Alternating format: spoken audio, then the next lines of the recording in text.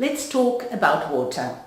First, the facts. Both hot and cold water produce felt. Next, I'm going to tell you when I use hot and cold water in my felting process. This way you'll be able to choose for yourself. Come with me.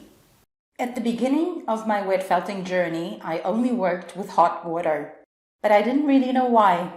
I guess I thought that if a sweater felts in the washing machine when you wash it with hot water, that means you need hot water to produce felt. So I was amazed when I learned from another felt maker that I could felt with cold water as well. But hot water does accelerate the shrinking of the fibers, as felt makers know. If you wet your wool with hot water straight after laying it out, the felting process will be triggered, and that's not something you want. Here's why. Have you ever tried Nuno felting a piece with hot water only to discover that your wool didn't attach to the fabric? This might happen for different reasons, but here's one of them. If you use a high temperature when Nuno felting, the wool will start compacting straight away without having enough time to attach to the fabric first. The solution for this is to use cold water in the initial part of the process. First, the fibers must penetrate the silk and everything has to be secured in place.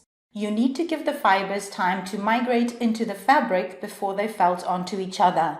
Only when you start the fulling process should you work with hot water to speed up the felting.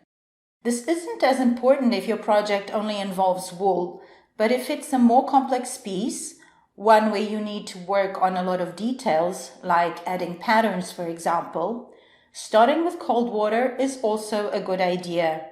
Since the felting process is slower, this will give you enough time to make any corrections. This is the reason I always begin my projects with cold water and only use hot water in the end when I want to get the final shrinkage. Now, whether you follow this same process or not is up to you. But now you have the data to make your own choices.